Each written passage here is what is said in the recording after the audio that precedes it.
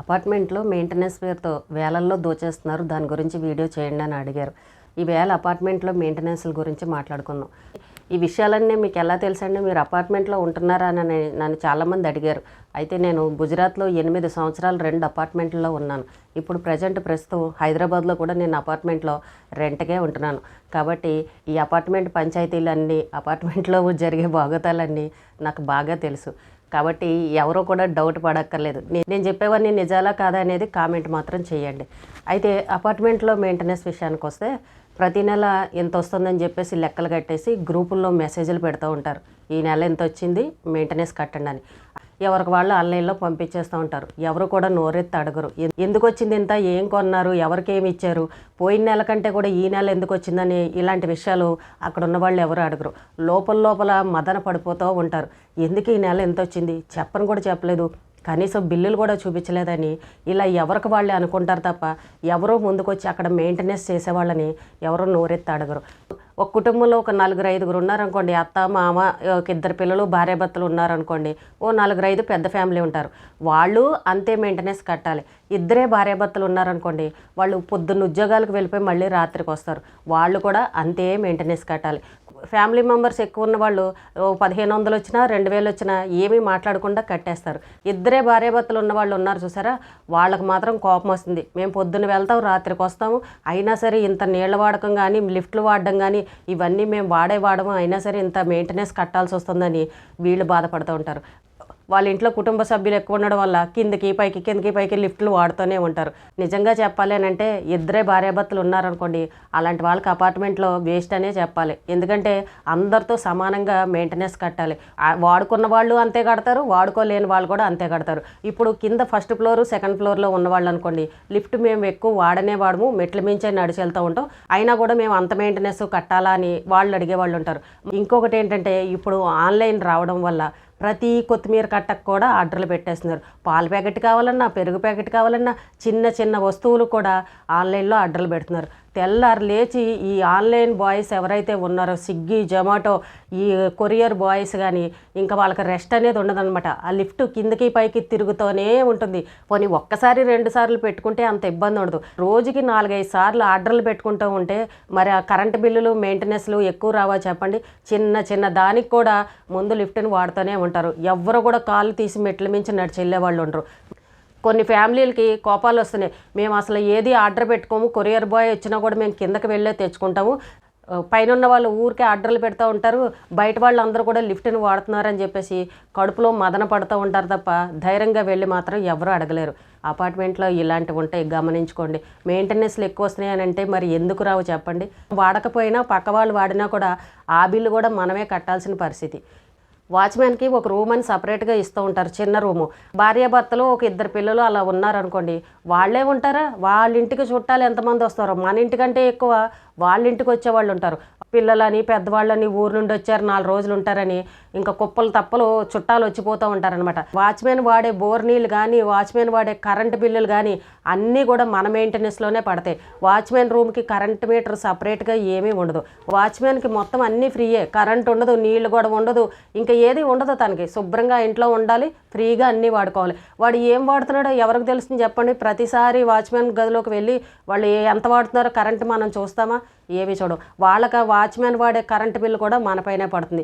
ఈ Swiggy, Zomato boys తిరుగుతారు కదా, వాళ్ళు లిఫ్ట్లో తిరిగితే అది కరెంటు బిల్లు ఎక్కువ అవుతుంది. డ్రైవర్లు, పని మనుషులు, ఇంకా వాచ్మెన్ పిల్లలని, మధ్యాహ్నం స్కూల్ నుండి వచ్చిన తర్వాత పిల్లలు కిందకి మీదకి తిరుగుతూ ఉంటారు. చిన్న పనులు ఏమన్నా ఉంటే కనుక ఈ వాచ్మెన్లు కూడా కిందకి మీదకి తిరుగుతూ ఉంటారు.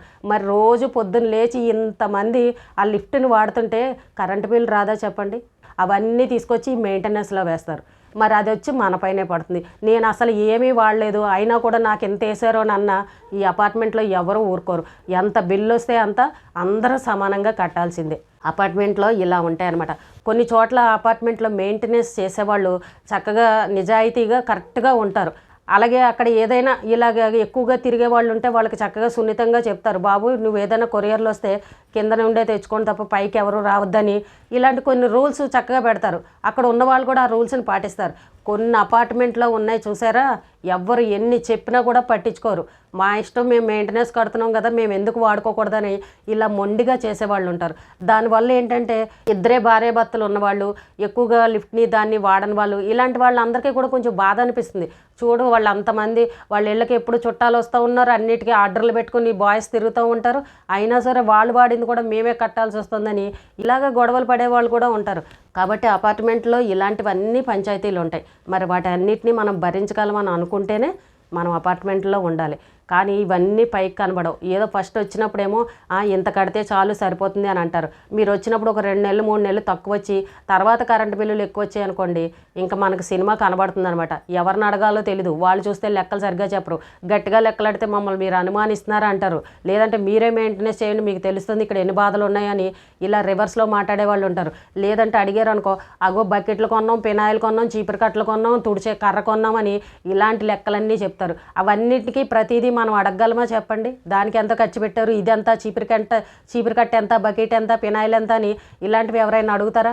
ఎవరు అడగరు. ఆ గుంపులో గోయిందులాగా ఆ లెక్కలన్నీ తీసుకొచ్చి మెయింటెనెన్స్లో అందరి మీద వేసేస్తారు. వాళ్ళు చెప్పినంత మనకు మెసేజ్లు పెడతారు, మనం ఇచ్చేస్తూ ఉంటాం. ఇవి అన్నమాట జరిగేవి. కొన్ని చోట్ల నిజాయితీగా జరుగుతూ ఉంటాయి, కొన్ని చోట్ల ఇలా మింగేసే వాళ్ళు కూడా ఉంటారు. దానికి మనం ఏం చేయలేము. ఇంకా అది అపార్ట్మెంట్లో దిగామంటే పక్కన ఉన్న వాళ్ళు మెయింటెనెన్స్ చేసేవాళ్ళు వీళ్ళందరూ మంచి వాళ్ళు అవ్వాలని దండం పెట్టుకుని అపార్ట్మెంట్ కొనుక్కొని మనం అపార్ట్మెంట్లో ఉండాలన్నమాట. అపార్ట్మెంట్లోకి వెళ్ళాక మంచి వాళ్ళు అనుకోండి అందరూ, నిజంగా మనం చాలా అదృష్టవంతులమనే చెప్పాలన్నమాట. ఇప్పుడు మేము ఉన్నాము, మేము రెంట్కే ఉంటున్నాం కాబట్టి మాకేం పెద్ద ఇబ్బంది లేదు. మెయింటెనెన్స్ అడగగానే ఇచ్చేస్తూ ఉంటాం. అలాగే ఇక్కడ మేము ఎవరితోనూ పెద్దగా గొడవలకు వెళ్ళాం, అందరితోనూ మంచితనంగానే ఉంటాం. ఈ పక్కన ఉన్న వాళ్ళు కానీ కింద ఉన్న వాళ్ళు కానీ అందరూ ఒకరితోటి నేను అందరితోనూ మాట్లాడతాను, వాళ్ళు మాట్లాడతారు. అంతగా పెద్దగా ఏమీ గొడవలు ఉండవు. అంటే అన్ని అపార్ట్మెంట్లు ఇలాగే ఉంటాయని అంటే అలాగ ఉండవు. కొన్ని చోట్ల గొడవలు ఎలా ఉంటున్నాయో మీరు చూస్తున్నారు కదా. పార్కింగుల్లో కూడా మగవాళ్లే కొట్టుకునే వాళ్ళని కూడా మనం చూసాం. మరి అలాంటివి కూడా ఉంటాయి అన్నమాట. మెయింటెనెన్స్ దోచేస్తున్నారని అంటే అది మనం అడిగితేనే కానీ వాళ్ళు చూపెడితే కానీ మనకు తెలియదు వాళ్ళు తిన్నారా లేదా అనేది. కానీ కొంతమంది దోచేస్తున్నారు, తినేస్తున్నారు అని అంటారు. పని వాళ్ళు, డ్రైవర్లు, పిల్లలు ఊరికే ఇలా ఆర్డర్లు పెట్టుకుని స్విగ్గీ జొమాటో వాళ్ళు వీళ్ళందరూ పొద్దంతా కిందకి మీదకి తిరుగుతుంటే లిఫ్ట్ ఛార్జీలు ఇంతంత వస్తాయి కరెంటు బిల్లులు, అవి ఎవరు గమనించుకోరు. కానీ దోచేశారని ఇలా మనసులో అనుకుంటారు. కొంతమంది ఇలా అనుమాన పడేవాళ్ళు కూడా ఉంటారు. మనం ఎంత వాడుతున్నాం అనేది దాన్ని గుర్తించకుండా అగో మెయింటెనెన్స్ పేరుతో వేలల్లో దోచేశారని ఇలా అనుమాన పడేవాళ్ళు కూడా ఉంటారు.